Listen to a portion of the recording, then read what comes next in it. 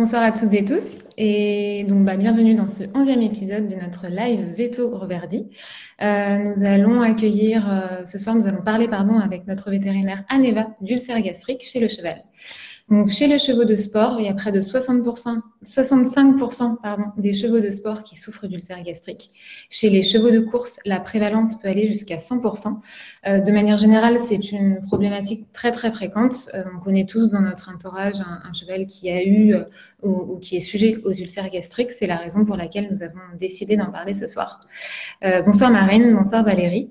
Donc voilà, Aneva, notre vétérinaire, va vous rappeler un petit peu le contexte de la maladie, les facteurs favorisant l'apparition d'ulcères et surtout la gestion des chevaux sujets aux ulcères au quotidien et la gestion de leur alimentation.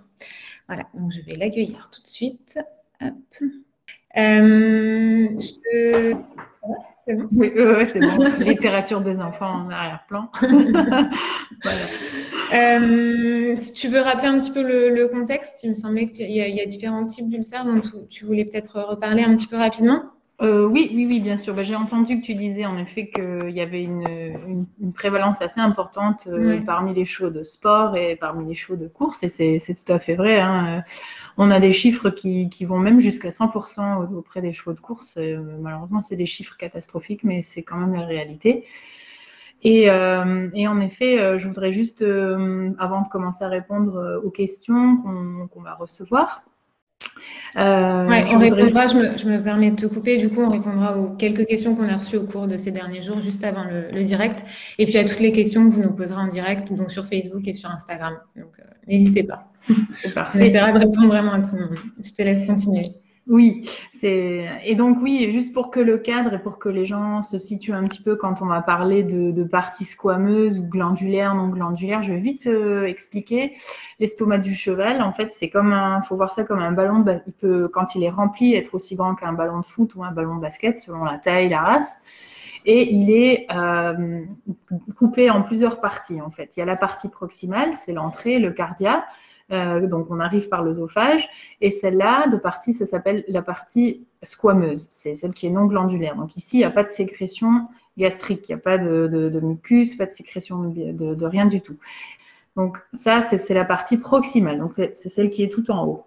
Ensuite, on a une partie qui est le corps de l'estomac. Ça, c'est la partie qui est recouverte d'une muqueuse glandulaire. Et on a la partie distale, qui est aussi la sortie, où on retourne vers le duodénum. Et cette partie-là, la dernière partie, s'appelle l'antre pylorique, enfin, ou le pylore. Et celle-là est également recouverte d'une muqueuse glandulaire. Et là, dans cette partie, donc dans le corps et dans la partie basse, là ont lieu les sécrétions telles que l'acide chlorhydrique, le mucus, tout ce que l'estomac va sécréter pour digérer en fait.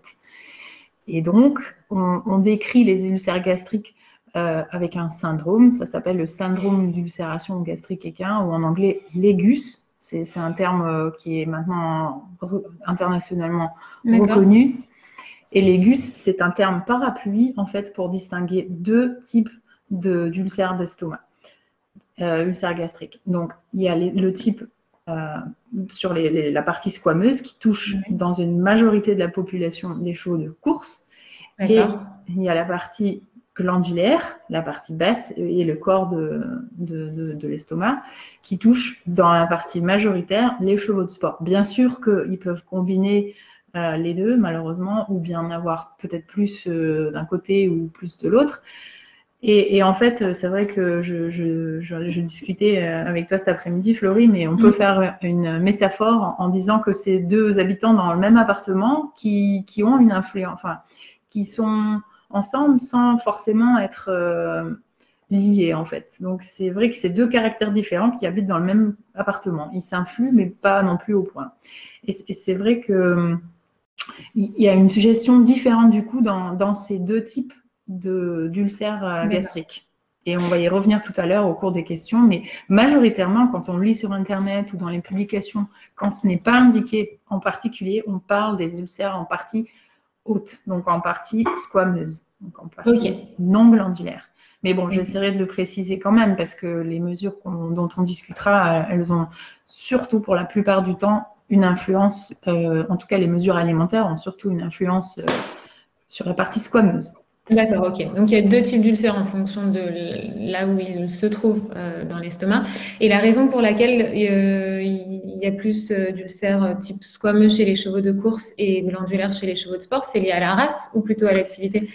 Oui, c'est lié à la domestication en fait. Hein. C'est le fait qu'on les a utilisés pour Ouais. des buts différents, domestication, donc course, le sport, etc., le type de nourriture, etc. Alors que plutôt pour l'incidence de la partie glandulaire, eh bien, on ne sait pas encore exactement pourquoi ça survient. En tout cas, on parle d'un déséquilibre entre l'acide gastrique et la barrière de protection. Donc, et peut-être une baisse de défense naturelle à ce niveau-là, mais on ne sait pas. Alors que la partie qui est donc squameuse, on sait clairement qu'il y a une augmentation de l'acidité, une baisse de pH, et donc une augmentation d'exposition de l'acidité qui abîme les parois. En fait, hein, les ulcères, c'est rien d'autre que des petites plaies et des érosions dans la paroi, quoi, dans la muqueuse. Ok. Et du coup, à partir de là, alors on va commencer avec, si c'est ok pour toi, Oui. avec une première question de Manoé qui demandait quelles étaient les causes, enfin les facteurs à risque pour les ulcères. Donc, Alors, on ouais. en a parlé un petit peu brièvement, mais Oui. si tu peux nous les rappeler. Bien sûr. Bah là, du coup, on va parler un peu plus des ulcères type squameux, type partie Partie haute. haute, ok. Voilà. J'ai aussi oublié de préciser qu'entre la partie haute et la partie basse, et la partie qui va vers la sortie, il y a une frontière, ça s'appelle le margo plicatus, et ça délimite vraiment très très bien ces deux zones-là. Et cette frontière-là est importante. On se doit de la connaître parce qu'en fait, beaucoup de lésions quand on parle de la partie squameuse, sont sur cette frontière. Et c'est celle qu'on voit souvent aussi. Et dans le temps, en fait, on se focusait que sur ces parties-là parce que les scopes qu'on utilisait ne faisaient que 2 mètres de long. Et au fur et à mesure qu'on a commencé à utiliser des scopes qui faisaient 3 mètres et demi, eh ben, on a pu aller jusqu'à la sortie de l'estomac. Et c'est là qu'on a commencé, pas si longtemps que ça, à documenter ces lésions aussi en région glandulaire. Et donc, T'écouter comme ça, 3 mètres, ça paraît déjà énorme. Oui, c'est vrai. Ouais. 3 mètres et demi, ouais, c'est pas rare. C'est vrai. Donc voilà. Et donc la question, voilà, les causes. Oui, alors pour la partie squameuse, on parle de causes. C'est une maladie multifactorielle. Le syndrome est multifactoriel. Donc on parle de l'exercice, de phénomènes de l'exercice, donc directement mécanique. En fait, le fait il y a des publications qui ont été qui ont été publiées là-dessus, le fait d'avoir un mouvement mécanique sur l'abdomen, en fait, ça veut dire que l'estomac est contracté, poussé vers le haut, il y a des éclaboussures d'acide si l'estomac n'est pas suffisamment rempli de fibres, et du coup, ça vient abîmer évidemment la muqueuse qui est très mal protégée de la partie haute. D'accord, donc c'est le fait, en fait, l'impact direct de l'exercice et du fait que le cheval soit en action et contracte son estomac, oui, fait tout à fait. qu'il y a des projections et s'il n'y a pas suffisamment de fibres pour protéger, oui. Là, ça abîme la paroi. Oui, ça. exactement, exactement. Et donc ça, c'est une des choses qui influent là-dessus. Par ailleurs, si on a un exercice intense, on a une diminution du flux sanguin, donc une mauvaise ou moins bonne, parce que c'est physiologique aussi, mais bon, après, c'est une moins bonne irrigation sanguine de l'estomac, donc l'estomac est plus vulnérable. Ça, c'est une des choses qui joue aussi. Ensuite, on a le facteur de l'alimentation. On en parlait longuement ce soir, donc là, je vais juste l'aborder très court, mais de manière très Alors, courte. Je me permets de te couper, je ne sais pas si c'est elle, mais je pense que Manoé vient de se connecter, donc on est en train de répondre à la question. Ah, d'accord. Parler de l'exercice. Bienvenue, Manoé. Donc, l'exercice, voilà. Et donc, la nourriture ou l'alimentation, les glucides qui sont très, très digestibles et rapidement fermenticibles, tels que les flocons, les blés, les céréales type de blé, l'avoine, les grandes quantités d'amidon ou de sucre, c'est totalement... tous les flocons de céréales. Oui, et puis mélasse. La mélasse, c'est encore une fois Exactement. Quelque chose Absolument à proscrire. Oui, on en parlera tout à l'heure pourquoi. Mais bon, en tout cas, même là, on peut déjà le souligner. Et ce qui se passe, c'est que quand il y a des grandes quantités de sucre dans l'estomac, en fait, c'est des sucres qui sont fermentés en acide gras volatile et du coup, ça vient à empirer le pH, à faire baisser le pH.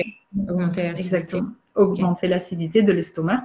Et ça contribue du coup à acidifier encore plus l'environnement et à être encore plus néfaste pour l'estomac. Donc ça, c'est une chose. Et le fourrage, évidemment, le fait de ne pas avoir assez de fourrage. N'oublions pas que le cheval est tout de même un herbivore en premier lieu et qu'il lui faut du fourrage quasiment en permanence. Surtout des chevaux qui ont tendance à faire des ulcères gastriques, il lui faut en permanence du fourrage pour tamponner en fait l'acidité gastrique. L'acidité, voilà, tout à fait, l'environnement acide de l'estomac. Le cheval est fait comme ça et il faut savoir que l'acide est sécrété de manière constante. Donc, et parce que le cheval, dans la nature, il mange H24 ou H18-24, on va dire. Et donc, il lui faut tout le temps de la fibre pour tamponner tout ça. Et puis tu le disais en plus tout à l'heure, quand le cheval est en activité, qu'il y a des projections acides sur les parois, s'il n'y a pas de fibres pour protéger les parois, c'est directement l'acidité directement sur la paroi de l'estomac. Oui, tout à fait. Là, on visualise assez facilement l'importance de la fibre en plus dans ce genre de situation, quoi. Tout à fait. Puis après, il y a encore d'autres notions, on va certainement y revenir tout à l'heure, mais aussi la manière de nourrir, la fréquence des repas, la qualité, la quantité de fourrage, etc. Il y a plein de choses à dire, le timing de distribution, quand est-ce qu'il vaut mieux monter un cheval qui a une tendance à faire des ulcères, enfin, il y a plein de choses, il y a plein de choses à dire. On peut parler jusqu'à minuit ce soir. Voilà. Tu finiras peut-être toute seule, je ne sais pas. Ouais, peut-être. Désolée. Ok. Est-ce qu'il y a d'autres facteurs qui peuvent influencer le risque d'ulcère? Alors après, pour ce qui est de la partie glandulaire, c'est ce que je disais tout à l'heure, c'est surtout un environnement qui paraît être plus probant que le régime en soi. Bien sûr qu'un cheval qui a tendance à faire des ulcères, il faut qu'il ait du foin à disposition de manière permanente, c'est ce que je disais tout à l'heure, de bonne qualité, si possible, en quantité suffisante. Mais on n'a pas encore trop bien, enfin, les consensus n'ont pas encore trop bien défini exactement les causes, enfin, les risques, les facteurs de risque pour les ulcères dans la partie basse, donc les parties glandulaires. Donc, en gros, c'est un petit peu ces trois piliers-là qu'il faut retenir pour la partie squameuse. D'accord, ok, ça marche. Alors après, il y a une question toujours de Manoé et qu'on retrouvera ensuite, qui se demande si les ulcères peuvent se soigner à 100% ou est-ce qu'à partir du moment où le cheval en a fait, il y a plus de risques de récidive ou est-ce que l'ulcère reste plus ou moins toujours là, un petit peu endormi? Je ne sais pas si je peux parler comme ça. Est-ce qu'on guérit des ulcères? Je pense que oui, on peut tout à fait. J'ai eu des chevaux en pratique qu'on suivait régulièrement, enfin en clientèle, et qui peuvent très très bien récupérer de leurs ulcères sans problème avec le traitement adéquat et les mesures environnementales. Parce qu'encore une fois, si on fait une chose et on fait pas les autres, on ne prend pas les autres mesures assez au sérieux, ça complique les choses. Donc oui, on peut en guérir. Mais il faut quand même réfléchir à bien mettre en œuvre toutes les mesures possibles, aussi environnementales, pas uniquement thérapeutiques ou médicinales. Ok. Alors, je te coupe. Je n'avais pas vu sur Facebook. On a une question de Marine quand tu parlais du sucre dans l'alimentation tout à l'heure, qui demande si un excès de sucre issu des fruits peut causer de l'acidité. C'est encore la quantité, ça dépend. Si c'est juste une pomme, bon, ça pourra encore aller, mais si c'est beaucoup de pommes, ça n'ira pas. Si c'est ça la question. C'est ça. Je pense que c'est peut-être lui donner une pomme tous les jours. Ou, a priori, il n'y a pas de souci tant que ça ne reste pas en excès, c'est ça? Oui, c'est ça. Il faut éviter les excès, mais voilà, ça dépend aussi de. Oui, je sais pas ce qu'elle. Mais après, des prunes, par exemple, c'est très très sucré. Donc, si elle donne 1 kilo. Plutôt favoriser les carottes ou genre plutôt. Ouais, exactement. Éviter peut-être. Les pommes, c'est sucré aussi, donc enfin, etc. Donc oui. Les carottes. Et les pommes. Oui. Ok, ça marche. Donc oui, c'était si la gestion après de l'environnement et de l'alimentation, si on surveille bien tout ça, le cheval peut guérir des ulcères et vivre correctement sans ulcères ensuite. Oui, tout à fait. tout à fait. Là, je vois une petite question sur le stress aussi. Oui, on n'a pas parlé encore du stress. Oui, exactement. Bah, c'est vrai que c'est un facteur de risque, évidemment, parce que le cheval est un animal, c'est une proie. Donc, il est tout le temps, en fait, comment dire, sensible au stress ou comment dire, oui, c'est un cheval de proie, donc il va toujours vouloir. Sa réaction première va être ok, il faut que je m'enfuis parce que sinon je vais pas pouvoir survivre. Donc évidemment qu'il faut réduire le stress. Maintenant, je peux pas prôner un traitement homéopathique avec 100% de réussite pour pouvoir aider cette dame. C'est compliqué parce que ce qui va marcher pour Monsieur, un je va crois pas que marcher pour l'autre. D'accord. Ah, monsieur, pardon, Il faut excusez-moi. faire tout mettre en œuvre pour que le cheval soit le moins stressé possible. Je pense, on Tout à y fait. viendra tout à l'heure, mais ça passe aussi par la gestion de l'environnement du cheval. Exactement, exactement. Ouais. Et comment, alors on a eu plusieurs personnes il y a eu Florence et Simone notamment, qui nous ont posé cette question, comment savoir si son cheval souffre d'ulcères, comment déceler des ulcères gastriques? Alors déjà, il y a les symptômes qui peuvent être évocateurs. Genre, on a une baisse d'appétit, un cheval qui va s'attarder un peu sur ses granulés, ou peut-être l'inverse, hein, qui va même pas beaucoup trop manger son foin, qui va moins boire, si on arrive à suivre combien le cheval boit, qui va avoir une baisse d'état général ou des contre-performances pour les chevaux de sport ou de course, carrément. Ouais. Éventuellement un changement de comportement, par exemple difficile à sangler ou agressif même, un petit peu douloureux, des coliques, pas forcément des coliques comme on les voit être couchés et très Très très douloureux. démonstrative, mais on Exactement. voit qu'il a mal au ventre, quoi. Exactement, on voit qu'il n'est pas confortable, qu'il a un ventre un peu tendu. Bon, ça peut être des signes, c'est très flou, hein, tout ça, ça peut être plein de choses. Mais quand on le sait après avoir fait une gastroscopie et qu'on remet les choses en perspective, on se dit ah ok, on comprend mieux pourquoi le cheval était comme ça. Et c'est vrai que c'est souvent les propriétaires qui sont capables de bien décrire les symptômes parce qu'ils connaissent bien leurs chevaux et du coup ça aide vachement à bien comprendre de quoi voilà, qu'est-ce qu'ils ont manifesté. Donc, ça, c'est déjà les choses qu'on peut voir. Après, la question est de savoir comment savoir si son cheval a des ulcères. Hein. C'est ça Oui, la c'était question ça, initiale. exactement. Alors, il y a qu'une seule méthode 100% fiable et c'est la gastroscopie. Mais c'est vrai que le consensus du Collège européen des spécialistes dit toujours il n'y a qu'un seul moyen de savoir vraiment, c'est de mettre le gastroscope, malheureusement, et d'aller scoper le cheval. Enfin, malheureusement, ça se passe très bien pour la plupart du temps. Oui. Le cheval est sédaté, c'est pas une procédure non plus très invasive. Et au moins, on sait quel type d'ulcère le cheval a, Et quel où stade ils aussi? sont Il y a différents exactement, stades. voilà, où ils sont localisés, on peut suivre la progression aussi, on sait ce qu'on va pouvoir faire, on va pouvoir adapter un traitement médical aussi. Et je pense qu'il n'y a pas d'autre moyen que de savoir et de mettre D'accord. un Parce scope. que Ouais. il y a Laurine qui nous demandait, avant de réaliser une gastroscopie, s'il était possible de faire une prise de sang pour permettre de déceler d'éventuels ulcères. Est-ce qu'il y a quelconque signe avec en fonction des paramètres analysés ou Je ne vais pas me fâcher avec d'autres vétérinaires qui pourraient nous regarder, mais en principe, on peut faire une prise de sang parce que c'est intéressant de suivre le cheval d'un point de vue santé général. Donc, c'est sûr que c'est tout à fait logique de faire une prise de sang et de prendre tous les paramètres en compte. Mais encore une fois, la meilleure façon de déceler les ulcères gastriques, c'est de faire de faire une gastroscopie. gastroscopie? Ok. Tout à fait. Et tu parlais tout à l'heure des symptômes. Il y a Solange qui demandait si un cheval qui bâillait souffrait systématiquement d'ulcères. Si c'était Alors, bien un signe et de potentiel d'ulcère et si c'était systématique, ouais. nuancé, mais Alors oui, c'est vrai que c'est décrit. C'est décrit que les chevaux qui bâillent ont des ulcères. Je ne sais pas de tête s'il y a des études qui ont vraiment pris ce symptôme-là pour y répondre à 100%, je ne sais pas.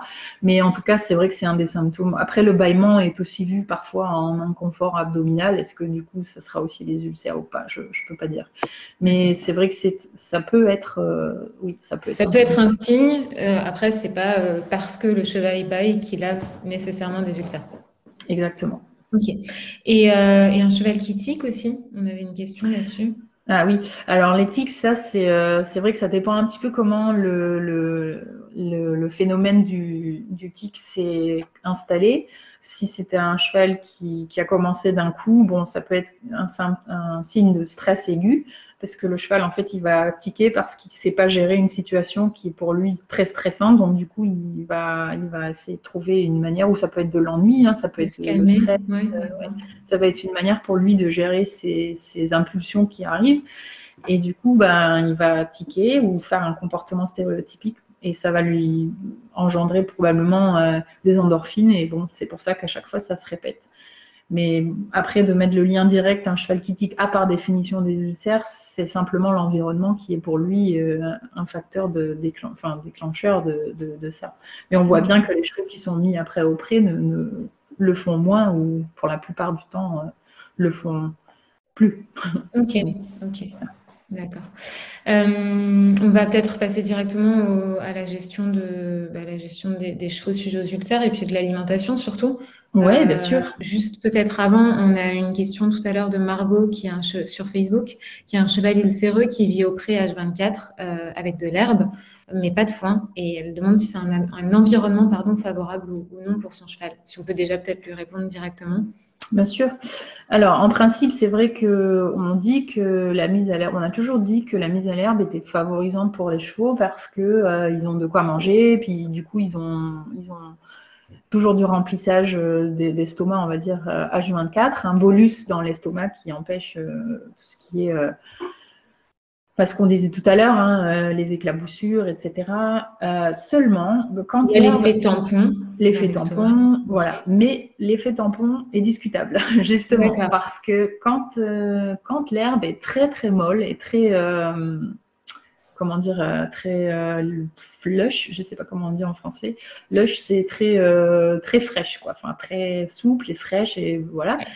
Elle n'est pas Elle super fibreuse et pas très dure, quoi. C'est ça, exactement. Elle perd un peu son effet tampon parce qu'elle va tout de suite, elle va pas rester très Se longtemps désintégrer. exactement, elle va vite être digérée, elle va vite passer, et du coup, il n'y a pas cet effet de bolus alimentaire dans l'estomac. Et dans ce cas-là, c'est peut-être un petit peu moins bien. Après, sur de l'herbe un peu plus vieille, bon, évidemment, il y aura plus de sucre, hein, du coup, puisqu'on sera plus tard dans la saison, etc. On en a parlé dans d'autres lives.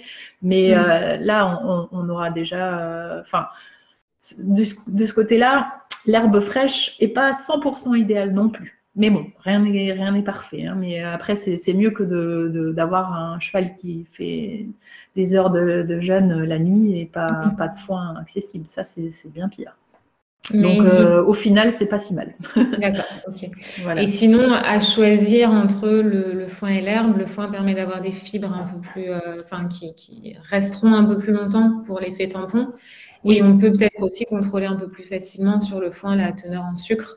Et du oui, coup, pour donner un foin le plus oui, le plus contenant le moins adapté. de sucre possible, Oui, quoi. tout à fait, exactement. Ok, ça. Quand on fait analyser son foin et quand on connaît Oui, ce qu'on nourrit. Tout ouais. à fait. Ok. Mais dans tous les cas, voilà, la vie au pré est adaptée et le mieux, à la limite, ce serait d'avoir du foin dans le pré. Le foin dans le pré, oui. Après, ça dépend un petit peu comment on gère, oui, sa mise à l'herbe, hein. C'est vrai que c'est pas toujours évident.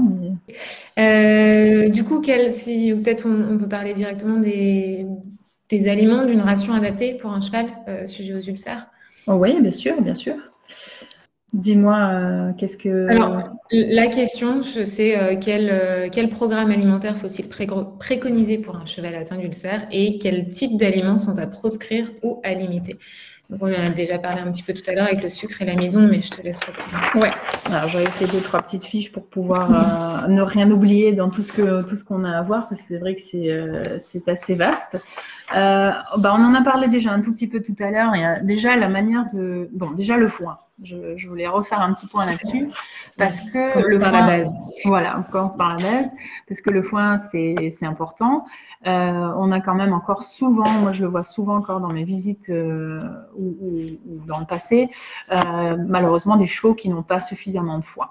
Et surtout pendant la nuit, en fait. parce que c'est comme ça, on nourrit le soir à 5 heures, on donne un filet de foin, ou bon, je caricaturise un tout petit peu, mais c'est quand même très vrai. Et puis, ben, le cheval, il va manger son filet de foin et 2 heures plus tard, il n'aura plus rien. Et là, il arrive une période de jeûne toute la nuit, et ça, c'est probablement quand même vraiment pas souhaitable. Donc, on a même aussi défini dans des études que finalement la quantité de foin était presque encore plus importante que la qualité nutritive. Donc pour dire à quel point c'est important que pour les ulcères en tout cas, à quel point c'est important d'avoir du foin à disposition tout le temps. Donc il existe des manières de le faire maintenant. On a des slow feeders, on a des hay bars, on a des filets avec des tout petites mailles, tout ce genre de choses permettent d'avoir une distribution de manière constante de foin. Donc ça, je pense que c'est déjà une très bonne chose de ne pas oublier. Et puis aussi pour les chevaux qui ont un exercice conséquent, c'est important de leur faire manger du foin avant d'avoir un exercice en particulier. Parce que comme ça, on n'a encore une fois pas ces éclaboussures qui viennent abîmer les parois et qui viennent éroder les parois. Ouais. Du foin tout le temps. Si c'est pas continue, faire bien attention à ce que le foin soit donné avant l'exercice, avant un repas d'aliments concentrés aussi, j'imagine. Oui, exactement. Oui, avant Minimum quoi, 1 heure avant, 2 heures avant. Ouais, ça c'est dans l'idéal 1 heure avant, c'est top. Hein. Il y a des études, on en a aussi déjà parlé, mais il y a des études qui montrent que les facteurs inflammatoires dans le sang sont moins élevés quand le cheval a mangé au moins 1 kilo de foin déjà une bonne heure avant de commencer sa ration de granulés ou de concentré. Donc ça c'est un très bon repère. Voilà. Donc après le foin. Enfin, si tu peux redonner les avantages de la pâture et ce à quoi il faut faire attention par contre.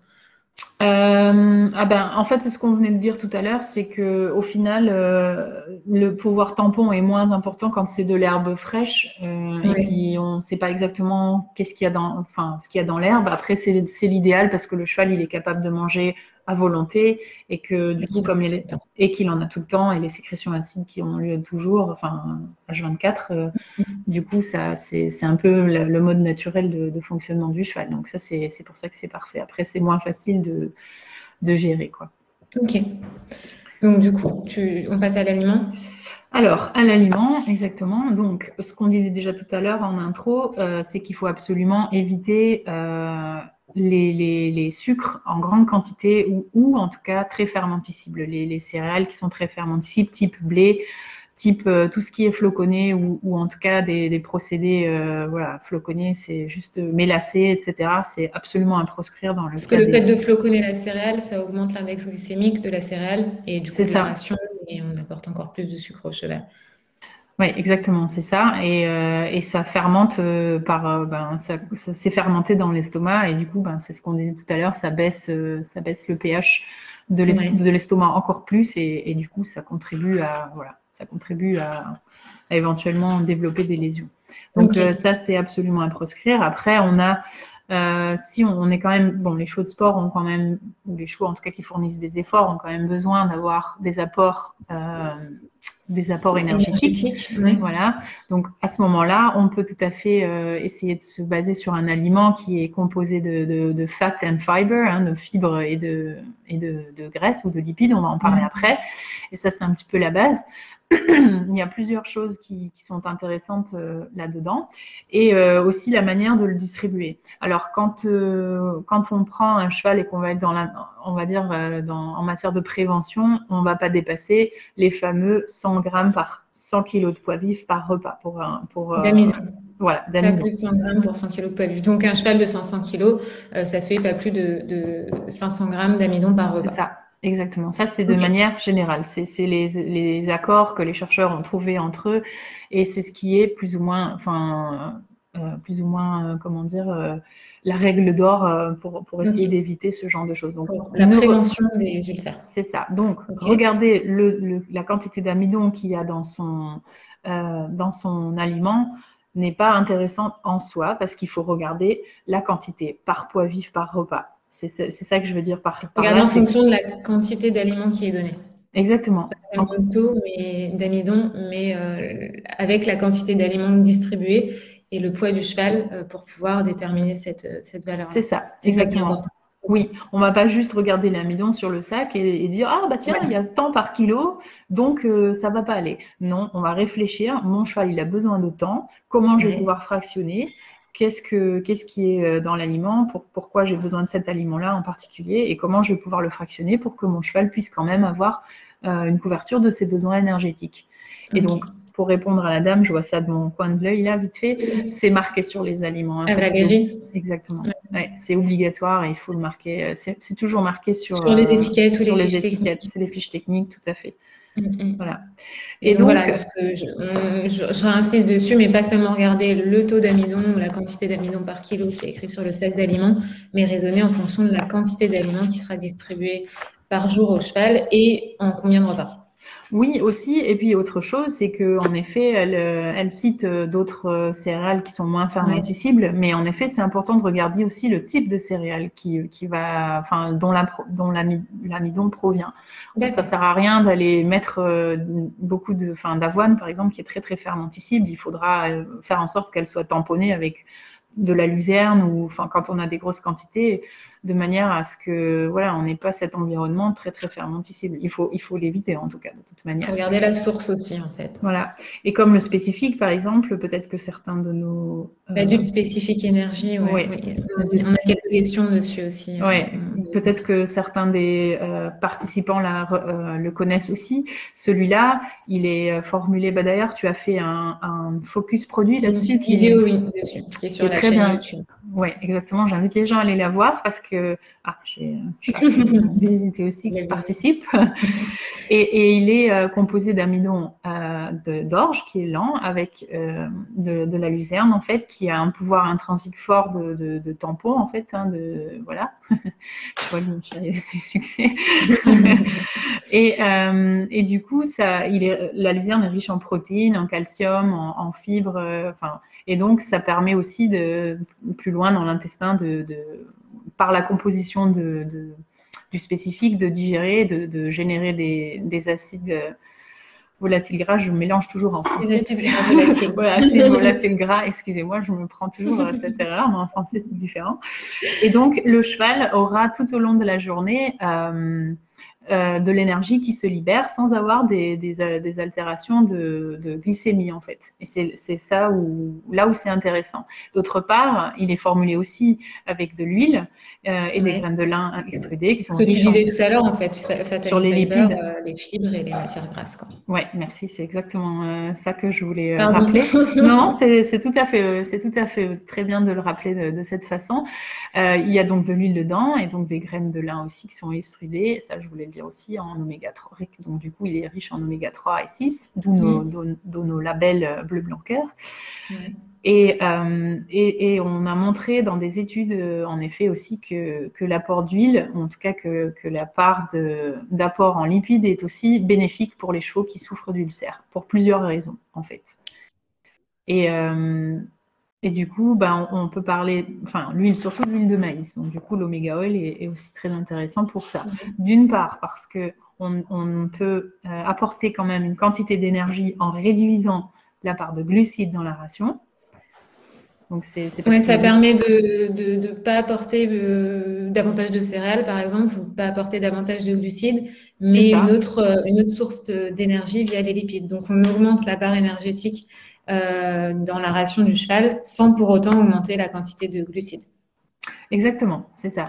Et du coup, on peut quand même gagner vraiment considérablement, considérablement comment dire, une densité énergétique en fait dans la ration. Ok, Donc ça, c'est ok. très intéressant. Et le cheval, si les lipides sont introduits progressivement dans la ration, il peut très bien les utiliser. Il y a aucun problème. Il faut juste que le cheval puisse les ingérer et du coup on Les dépasse. assimiler Oui, correctement. aussi les ingérer et les assimiler. Du coup, on dépasse pas 50 ml par repas de préférence parce D'accord. que Et on les et introduit progressivement. progressivement dans la ration. Ok. Ouais, exactement. Et donc ensuite, les autres bénéfices des lipides, c'est que on tapisse un petit peu la muqueuse de l'estomac. Donc, ça veut dire que déjà, on a un petit peu une protection naturelle. Et puis, l'huile joue aussi un rôle de nutrition des membranes cellulaires de la paroi. Puis, si l'huile est de bonne qualité, telle que l'oméga oil, et qu'elle a aussi des oméga 6, du coup, c'est des précurseurs d'hormones qui permettent après de produire plus de mucus et plus de bicarbonate, etc. C'est précurseur de prostaglandine. Donc, c'est en fait des hormones, ça contribue à la fabrication d'hormones naturelles qui protègent en soi aussi l'environnement gastrique de l'estomac. D'accord. Donc, les lipides qui sont dans l'aliment adulte spécifique énergie et qu'on peut aussi ajouter en plus à la ration avec de l'huile comme l'oméga oil, ça va permettre d'augmenter la densité énergétique de la ration sans augmenter la part de glucides et de faire une sorte de protection de la muqueuse physiquement, en fait, avec l'huile. Et c'est ce que tu viens de dire aussi, un précurseur d'hormones qui vont permettre de fabriquer plus de mucus, en fait. Oui, c'est ça, exactement. Et ça, c'est prouvé scientifiquement. Hein. C'est pas une invention maison. Hein. C'est prouvé scientifiquement. Il y a des vraies publications là-dessus. Et donc, c'est tout à fait envisageable. On peut même avoir un aliment un peu plus standard, fractionné, encore une fois, si on suit les recommandations des 100 grammes par 100 kg de poids vif. Et si on a besoin d'accompagner le cheval parce qu'il est en état clinique, ça j'ai oublié de le préciser tout à l'heure, parce qu'il a des ulcères tout de suite, dans ce cas, on baisse quand même, on diminue de moitié cette quantité d'amidon par 100 kg de poids vif. S'il souffre d'ulcère à cet instant, on respecte, du coup, on ne dépasse pas 50 grammes d'amidon pour 100 kg de poids vif. C'est ça. Exactement. Et après, une fois qu'il n'y a plus d'ulcère ou simplement préventivement, donc respecter 100 grammes d'amidon pour 100 kg de poids vif par repas. Oui, tout à fait. Okay. Et de préférence, essayer de trouver un foin pas trop riche en sucre pour. Ce qu'on disait tout à l'heure. Voilà, pour pas exagérer la quantité de sucre final, parce qu'il faut quand même penser que le foin est parfois un mauvais foin peut être très très riche et on peut facilement manger 2 kg de sucre. 2 packs de sucre entier par jour. D'accord. C'est vraiment beaucoup. Le foin, faut pas négliger le foin. Oui, tout à fait. D'accord. Si on peut revenir, Marine, reposer une question. Tu sais, tu as parlé des différentes formes d'amidon. Par exemple, que dans l'adulte spécifique énergie, c'est de l'amidon de l'orge, donc qui est de l'amidon lent et moins fermentescible que l'amidon d'avoine, par exemple, ou d'autres céréales. Elle dit, je crois qu'on m'a parlé aussi de la qualité de l'amidon à regarder. Est-ce que tu peux en dire plus là-dessus ou c'est vraiment la forme d'amidon sur laquelle oui, c'est la forme la qualité de l'amidon elle dépend de la céréale dont elle provient aussi. Donc oui, principalement c'est ce que je ferais. Après c'est difficile sur les aliments industriels d'aller vraiment en profondeur.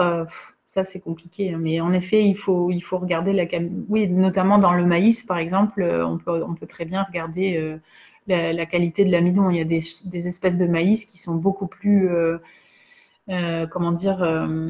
les espèces précoces, les espèces tardives, en fait, on a vraiment une différence de qualité de l'amidon. Mais c'est pas évident si on fait des rations industrielles. Chez nous, en tout cas, on choisit vraiment, on a un cahier des charges très sévère, donc on s'assure de vraiment utiliser des qualités d'amidon excellentes. Mais de qualité de céréales déjà, parce que ça passe par la sélection de la céréale à la base, au niveau de l'intégration dans le processus de fabrication. Mais oui, bien sûr qu'il faudrait regarder tout ça, oui, ça c'est sûr. Ok. Est-ce que tu pourrais nous donner, donc on a parlé de l'aliment de l'adulte spécifique énergie, est-ce que tu pourrais nous donner on avait une question, je crois que c'est de Jérôme, une ration type et les quantités par exemple pour un cheval de sport de 500 kg, on va dire. Oui, bien sûr. Pour un exercice modéré, on va être entre 4 et 6 litres. À peu près. Par jour. Par jour, voilà. Après, il faut considérer le foin, suffisamment de foin. Ça, c'est vraiment une ration un petit peu standard. Après, ça va dépendre de chaque individu, encore une fois. Et puis, on peut rajouter un tout petit peu d'huile encore en plus si le cheval a besoin d'avoir un peu plus d'apport énergétique ou besoin de prendre un peu de poids, etc. Ok. Et je me permets de réagir, et c'était une question, je crois aussi de Caroline tout à l'heure. Donc, un aliment comme l'adulte spécifique énergie, C'est pas un traitement, hein, c'est pour accompagner le traitement des ulcères et après à donner si le cheval est sujet aux ulcères gastriques, on peut le laisser sur cet aliment en Oui, permanence. tout à fait. En Ouais. revanche, ça remplace pas un traitement vétérinaire. Non. Et là, sa question notamment, le cheval, je crois, a été nourri avec l'adulte spécifique énergie, avec du bon foin à volonté et un petit peu de foin de luzerne aussi. Et elle lui donnait, je crois, un traitement d'oméprazole et elle demandait, en fait, elle n'a pas fait de gastroscopie, mais elle est certaine que son cheval est ulcéreux. Elle demandait si, pour nous, on lui conseillait de faire tout de même une gastroscopie pour vraiment le confirmer et surtout savoir à quel stade en était son cheval, quel stade d'ulcère. À la fin du traitement, hein, c'est ça?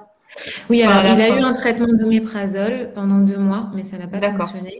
Je relis sa question. Il n'a Alors pas eu oui. de gastroscopie car je suis certaine qu'il est ulcéreux, mais pensez-vous qu'il serait préférable d'en faire une afin de déterminer à quel stade il est? Tous les autres examens sont bons, le problème est bien l'ulcère. Alors oui, oui, bah oui, oui parce que ben c'est encore une fois, je sais pas quel est son cheval, si c'est un cheval de sport, un cheval C'est de. un étalon arabe de 6 ans. Ouais, c'est Ok, ça. ok, ouais. Et ben oui, oui, ça a un intérêt pour. Enfin, moi je pense que l'intérêt est de savoir déjà si c'est plutôt type squameux, type glandulaire. Glandulaire, d'accord. C'est aussi pour ça parce que le truc c'est que quand on met une thérapie en place et qu'on utilise, on n'a pas beaucoup parlé de médicaments, hein, mais c'est vrai que je vais vite faire le point là-dessus pour aussi Ouais, vas-y, répondre à la on a question. quelques questions dessus. C'est vrai qu'on se concentrait Ouais, plus sur on le s- côté alimentation. bah oui, c'est plutôt notre domaine, mais ça n'empêche pas de savoir qu'il y a quand même plusieurs types de médicaments. Évidemment que quasiment tout le monde ici connaît l'oméprazole. Ça, Oui, c'est un inhibiteur de pompe à protons, donc ça veut dire qu'il n'y a plus de production d'acide pendant au moins 24 heures. C'est pour ça qu'on le donne une fois par jour. Mais sur les types, les ulcères type glandulaire, on a une moins bonne efficacité de l'oméprazole. Donc c'est peut-être aussi pour ça que l'intérêt de savoir quel type d'ulcère son cheval a est pour elle intéressant parce que l'oméprazole c'est très très cher et si on n'a pas de, enfin, hein, on n'a pas d'idée de ce qu'on est en train de traiter, ben, on jette un petit peu l'argent par la fenêtre, si je peux me permettre de parler comme ça. Donc, c'est mm, vrai que ça arrive, hein, il y a des moyens où on se dit, bon, ok, on traite et on verra bien après. Si le cheval s'améliore, bah, tant mieux, c'est bien. Mais dans ce cas-là, bah, c'est délicat. Et en effet, je pense que ça serait plus bénéfique pour elle de faire une d'accord. gastroscopie. Donc, même si on est sûr qu'il y a des ulcères, la gastroscopie permet de le confirmer, de déterminer la forme d'ulcère, c'est plutôt Oui, squameux ou glandulaire, et le stade aussi, le stade d'ulcère exactement. auquel est le Ouais. cheval. Ok, Et donc, juste pour en revenir aux médicaments, donc on ouais. a plusieurs catégories en fait qui sont utiles dans le traitement thérapeutique. On a l'oméprazole, donc qui est ce que je disais tout à l'heure, c'est une suppression de pompe à protons, donc carrément une suppression d'acide, quoi. Enfin, en gros, on arrête de lâcher de l'acide chlorhydrique dans l'estomac, donc on a forcément moins d'acidité. Après, il y a aussi des analogues d'hormones qu'on peut donner qui inhibent, donc qui diminuent la sécrétion d'acide. On a par exemple aussi des agents, des molécules liantes, comme le sucralfate ou ce type de molécules. Et généralement, ça marche un petit peu mieux dans ce qui est les ulcères type glandulaire. Oui. Après, on a aussi les antiacides qui sont utilisés, l'hydroxyde d'aluminium, de magnésium. Et là, il faut une administration un petit peu plus fréquente. Mais ça peut bien aider le cheval qui est très douloureux, par exemple avant l'entraînement, ou etc. Ça permet essayer de calmer la situation et de ne pas avoir un cheval qui est souffrant au moment où on va à l'entraînement ou quoi que ce soit, quoi. Par Ok, exemple, comme on appelle le gastric gel, lui, il contient du phosphate d'aluminium. j'allais venir après au Ouais, et complément. ben on en parlera après, mais en effet, Ouais. ça peut être une bonne solution pour un cheval qui doit quand même travailler ou qui continue à travailler, si ça peut l'aider en tout cas dans son fonctionnement. Mais on en parlera après, comme tu dis. D'accord. Donc, niveau alimentation, donc, du foin vraiment à volonté, enfin pour tous les chevaux, d'autant plus s'il est sujet aux ulcères. Si possible, un foin relativement pauvre en sucre. Un aliment adapté comme l'adulte spécifique énergie, donc qui sera pauvre en amidon et plutôt en amidon lent, pas d'amidon trop fermenté cible, riche en fibres et en matière grasse, si je Oui, résume. Ok. c'est ça. Ouais, vas-y, tu voulais rajouter quelque chose? Oui, alors là, c'est vrai que ce soir, on parle beaucoup de la gestion alimentaire, mais je veux aussi quand même, parce que ma conscience vétérinaire me parle, Vas-y. et on a un consensus encore qui appuie là-dessus en disant qu'il faut aussi gérer la manière dont on monte ou quand on fait faire de l'exercice à son cheval.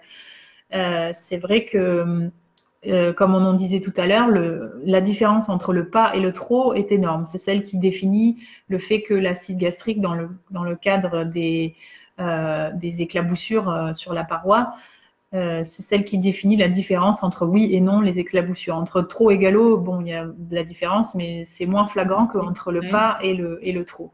Donc, maintenant, les recommandations vont dans le sens qu'il vaudrait mieux faire des séances d'exercice avec des intervalles. Bon, c'est pas toujours possible selon la discipline, mais avec des intervalles de pas, marcher pour que le cheval, pour que voilà les éclaboussures, enfin pour qu'on n'ait pas une petite séance au trot pour le relaxer, etc. est moins bénéfique pour un cheval qui souffre d'ulcère que de faire une longue séance enfin longue séance ou une courte séance de pas. Ça, c'est important. Et quand au moment de les monter, si c'est dans une écurie où on a quand même des difficultés à avoir un cheval qui mange la nuit, eh bien, il est plus recommandé qu'un cheval soit monté l'après-midi, par exemple, parce qu'il aura eu le temps de manger plein de fourrage et qu'il aura un pouvoir tampon, du coup, par le bolus d'aliments qu'il y a dans son estomac. Et ça, c'est plus bénéfique pour ces chevaux-là aussi. Donc ça, c'est quand même plus... Voilà, ça, c'est deux petites choses que je voulais dire. Et puis pour les chevaux de course, il faut absolument leur donner un petit peu de foin avant d'aller en piste et pas de l'avoine sur un estomac vide. Ça va pas du tout. D'accord. Ok, c'est très clair. Ça, c'est des choses. Et puis aussi, les jours on a mis en évidence pour les ulcères dans la partie glandulaire, donc la partie basse toujours, que le cheval, c'est pas tant le fait de travailler plus à un certain jour qui vont empirer ce type d'ulcère, mais c'est plus le fait de ne pas avoir assez de jours de repos dans la semaine.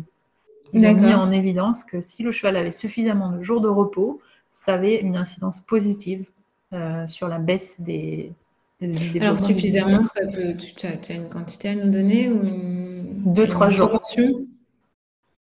2-3 jours par semaine. 2-3 jours de repos par semaine. Ouais. Oui. D'accord, ok. Mais on peut les travailler à des ulcères ou pour le temps qu'ils guérissent, quoi. Le temps qu'ils guérissent, mais aussi dans la façon de les gérer. Donc, c'est aussi une mesure préventive. Quand ils sont vraiment très douloureux, il faut que le traitement médical puisse avoir lieu. Mais encore une fois, la difficulté des traitements pour les parties glandulaires, c'est l'oméprazole est moins efficace. C'est des traitements plus longs, etc. Donc, c'est plus compliqué pour ces chevaux-là. Donc, d'autant plus important de mettre en œuvre des mesures environnementales pour ces chevaux-là. Le fait de pouvoir avoir des chevaux qui se grattent entre eux, pas de couverture pour qu'ils puissent avoir le grooming naturel, comme on dit. Enfin, comment on appelle ça, grooming, qui se gratte avec les dents. C'est le fait d'avoir le bien-être du cheval, le pansage naturel, voilà, oui, pour qu'ils aient des échanges. Bon, c'est pas toujours possible, ce genre de choses, mais c'est important. Et on met de plus en plus en avant que le bien-être fondamental réduit quand même le facteur stress, quoi, pour le cheval. Et ça, c'en est un. Tout faire pour que le cheval soit le moins stressé, le plus serein possible.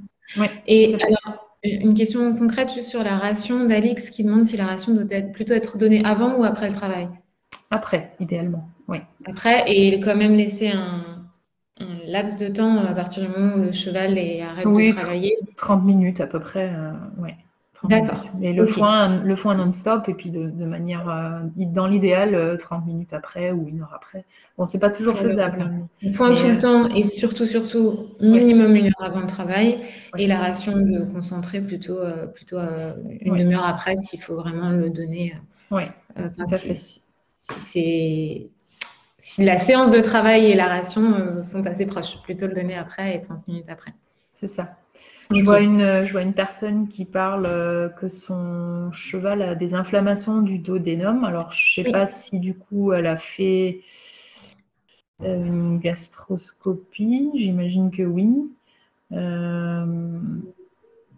ou alors en tout cas qu'ils ont pu voir juste l'entrée. En fait, les inflammations de ce type, on les catégorise quand même aussi dans le syndrome des ulcères finalement, parce que ça s'apparente quand même beaucoup à la muqueuse. En fait, elle est quand même très similaire à ce qu'on retrouve dans la partie basse de l'estomac. Donc oui, il faut en gros prendre en compte les recommandations qu'on donne pour la gestion des ulcères. Mais du coup, un foin pas trop abrasif quand même, un foin qui n'est pas trop fibreux. Il faut un foin impétant, facile à manger, mais pas trop abrasif. Et surtout pas des petites fibres courtes de luzerne qui sont très saillantes. Plutôt des bouchons de luzerne éventuellement, si vous tenez absolument à mettre de la luzerne dans le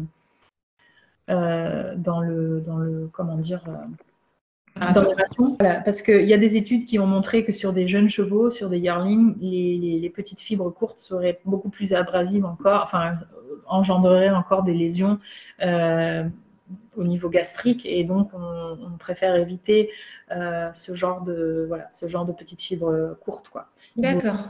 Un foin assez souple, pas trop fibreux, mais assez appétant. Et éventuellement, voilà, essayer de trouver ça. Et puis fractionner les repas, encore une fois, éviter tout ce qui est fermentescible. Il faut absolument éviter qu'il y ait une production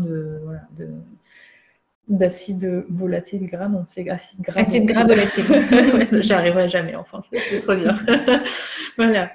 Donc voilà, ça c'est pour les duodénums du coup. D'accord. Et juste au-dessus, il y avait une question sur je la retrouve.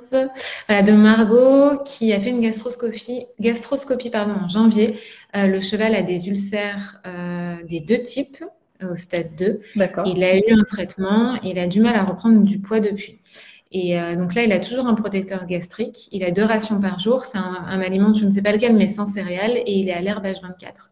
Est-ce qu'on a des conseils pour l'aider à reprendre du poids? Déjà, peut-être lui donner un aliment comme l'adulte spécifique énergie par rapport à pas de céréales du tout. Oui. Ça devrait l'aider, j'imagine. Oui, il faut absolument juste se tenir aux recommandations qu'on a citées. Si le cheval, bon là c'est un petit peu difficile, on ne peut pas trop savoir, mais dans le sens où il a quand même eu des ulcères, je resterai quand même en dessous des 50 grammes. Ouais. Et j'essaierai de fractionner au maximum et d'ajouter, d'apporter de l'huile, hein, c'est ce qu'on disait tout à l'heure. Voilà, essayer d'apporter. Du flore éventuellement aussi. Et du flore, oui, on n'en a pas parlé, mais évidemment, c'est des probiotiques, postbiotiques. L'huile Omega Oil, c'est la Reverdy Omega Oil va permettre, c'est l'huile de lin et de germe de maïs, va permettre d'aider le cheval à reprendre de l'état. Et puis en plus, on a parlé tout à l'heure de tous les bons effets des lipides et des omégas sur un cheval sujet aux ulcères. Et puis un complément comme le flore qui va l'aider à valoriser sa ration, à reconstituer sa flore intestinale et valoriser sa ration. Oui, éventuellement aussi regarder son foin. Ça peut être important aussi de voir si son foin est valable, si l'apport énergétique du foin est suffisamment bonne. Ça peut être une bonne piste aussi, hein, le foin, de jeter un œil là-dessus. En dehors de tout ce qu'on vient de citer, évidemment, mais ça peut être une solution aussi. Oui, tout à fait. Et si tu peux, on va pas trop tarder, mais il y a encore une question. On en a parlé un petit peu tout à l'heure, mais de Maëva qu'on vient de recevoir, qui demande si mettre au pré un cheval qui a des ulcères et qui vit au box était une solution conseillée en plus des traitements adaptés. Oui, tout à fait, oui. Parce que si le box pour le cheval peut être stressant, ou en tout cas s'il est privé du coup de manger du foin ou des fibres à volonté, oui, ça peut être une très bonne solution. Maintenant, encore une fois, est-ce qu'il faut lui donner un petit peu de foin au pré s'il n'y a pas beaucoup d'herbes? Ça, c'est un petit peu voir selon la situation, mais le pouvoir de tampon, enfin comment dire, on en a parlé tout à l'heure, est un peu moins important sur l'herbe très fraîche. Donc ça peut être intéressant de leur donner quand même une quantité certaine de foin en plus. Mais tout à fait, il va pouvoir marcher, il va pouvoir être plus détendu. Le fait que ça le calme, qu'il soit plus détendu, qu'il ait en permanence quelque chose à manger. Alors après, à choisir entre le cheval au box avec du foin à volonté et le cheval au pré avec de l'herbe et quand même du foin, de toute façon, au pré, il sera mieux, il sera plus calme et puis il pourra Oui, il pourra bouger et tout à manger toute fait. la journée. Et on n'a pas parlé aussi, mais à côté d'une ration équilibrée, il y a quand même aussi moyen de donner des nutris. Hein. C'est Ouais, vrai que voilà, nous, on en a j'allais fait. dire, et puis il y a Marine qui pose une question, donc je te Oui, laisse parler, faire un oui, petit état des lieux oui. des compléments nutritionnels qu'on peut donner donc en plus du foin et d'un aliment adapté. Exactement. Bah oui, exactement. Du coup, ce qu'on a, c'est on a formulé, on a le Care qui, à côté d'une ration équilibrée, peut être intéressante. Il est composé de lithotherme. En fait, c'est une algue marine, c'est une source de calcium, donc qui est dans le milieu acide, garde un pouvoir tampon vraiment élevé et dans le temps. Donc ça, c'est Ouais. très intéressant. Donc ça permet de réduire l'acidité de l'estomac. Et ça, on le donne à quel moment? En complément d'un traitement, en Oui, permanence? en permanence, Ouais, exactement, à côté d'une ration équilibrée. ok. Et ça a été démontré scientifiquement pour le cheval, donc c'est pas encore des choses qu'on invente, donc c'est des Mm. choses qui marchent vraiment, le lithotherme. Il y a dans le care aussi des FOS, donc des prébiotiques, Tu peux, qui ouais, ouais, préciser, c'est une utile question. ouais, c'est ça, des fructo-oligosaccharides. Donc, c'est des prébiotiques qui permettent d'augmenter, enfin, d'optimiser la flore gastrique finalement, qui va aussi consommer l'acide lactique. Donc, ça va aussi avoir une bonne incidence sur l'environnement de l'estomac. Il y a de la glutamine aussi dedans. Ouais. C'est une source d'énergie pour les cellules qui se renouvellent rapidement, comme les cellules qu'on trouve dans l'estomac, dans le tractus Mhm. digestif du cheval. C'est un acide aminé. Et puis il y a du Ouais, sulfate de c'est ce que zinc qui participe à une inhibition rapide. J'arrive plus à parler. inhibition. Inhibition rapide et prolongée des sécrétions acides de l'estomac. D'accord. Donc ça peut être une très bonne chose de supplémenter un cheval dont on suspecte la présence d'ulcère gastrique ou quand il est dans des conditions stressantes telles que les transports de longue durée ou les phases d'entraînement intensives ou même de Ok. manière plus ou moins présente. Voilà. Mais il faut quand même avoir une ration adaptée à côté. Sinon, Ok. ça sert à, enfin, il faut faire toutes les mesures, sinon ça sert à rien. Et puis à côté de ça, je ne sais pas si tu voulais rajouter des choses, Chloé. J'allais parler du gastric gel, mais je pense que c'est là où Ouais, tu vas en c'est ça, venir. exactement, exactement. On a aussi formulé le gastrigel et il est composé de plusieurs choses aussi. Ça peut être intéressant pour des chevaux pareil, qui ont des suspicions d'ulcère gastrique ou qui ont une présence avérée d'ulcère. Et donc, il est composé d'aloe vera, Ouais, le gel d'aloe vera. exactement de gel d'aloe vera, qui a des propriétés naturelles anti-inflammatoires aussi. Euh, qui inhibe des sécrétions acides aussi. Donc, c'est plein de choses. L'aloe vera, de toute façon, est bien connue comme plante totalement, Propriété. ouais, qui a beaucoup de propriétés bénéfiques. Ensuite, il y a aussi du phosphate d'aluminium, pareil, avec un pouvoir couvrant qui tapisse la muqueuse, donc ça permet d'éviter les éclaboussures, etc. Qu'est-ce que je pourrais dire de plus? Il y a de la glutamine aussi dedans, pareil, c'est ce qu'on a. Si je résume entre les deux suppléments dont on vient de parler, donc il y a le Care qui est sous forme de poudre qui va se donner quotidiennement en plus à la ration pour soit quand il y a une suspicion d'ulcère gastrique ou quand il y a des ulcères gastriques en complément d'une ration et d'un traitement adapté. Donc ça se donne quotidiennement et puis le temps du traitement ou même en continu, si je ne dis pas de bêtises. Mhm. Et le gastric gel, donc qui est sous forme de gel dans des seringues, qu'on va plutôt donner, arrête-moi si je me trompe, mais de manière plus ponctuelle Ouais, avant une épreuve, avant une séance de travail, avant un transport, et qui va vraiment avoir ce rôle de pansement gastrique. exactement. Mais c'est tout à fait ça.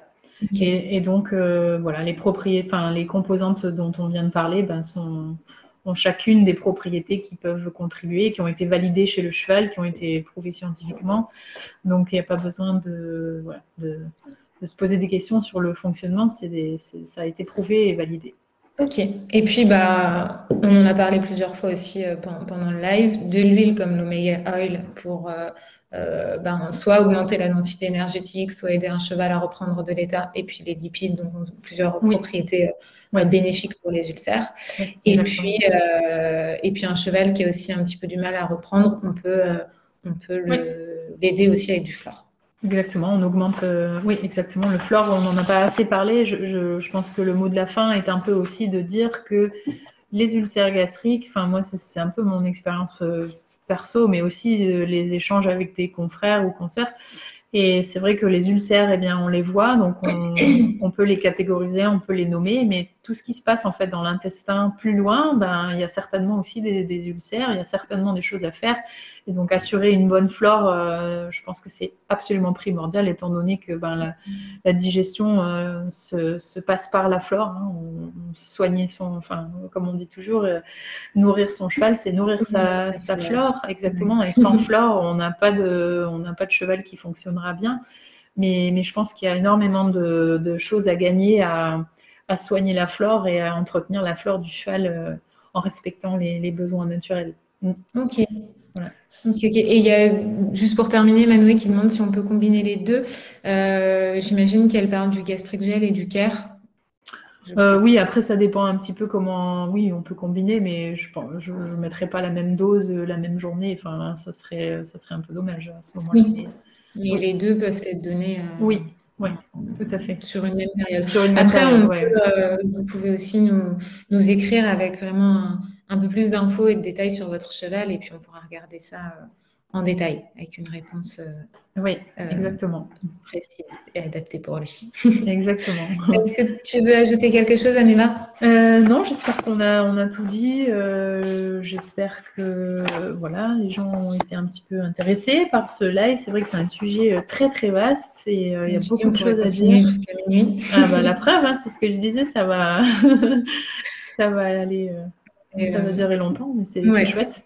On reprendra de toute façon les questions et puis encore une fois, hein, s'il faut regarder les rations de manière un peu plus précise. Oui, tout à fait. Et ça, avec grand plaisir. Exact. Super, merci beaucoup pour ton temps et tous tes conseils et toutes tes connaissances. Non, ben, il n'y a pas de problème, c'est intéressant de partager les choses. Et puis, merci à tous pour avoir suivi ce nouveau direct. On vous retrouve dans 2 semaines pour un nouveau live. Ça doit être le mardi 8 juin, je crois. Et puis, d'ici là, il y aura d'autres vidéos. Il y aura un podcast avec Aneva sur les ulcères. Voilà, plein de choses. Donc, restez connectés. Et puis, à tout bientôt.